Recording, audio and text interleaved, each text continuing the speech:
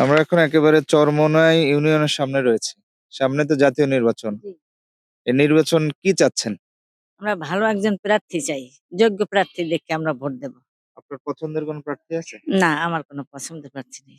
আচ্ছা, তুমি তো নতুন ভোটার। জি। এবছর ভোট নিয়ে তোমার ভাবনা কি? ইসলাম দেশ মানবতার পক্ষে আমার ভোট নিয়ে ভাবনা।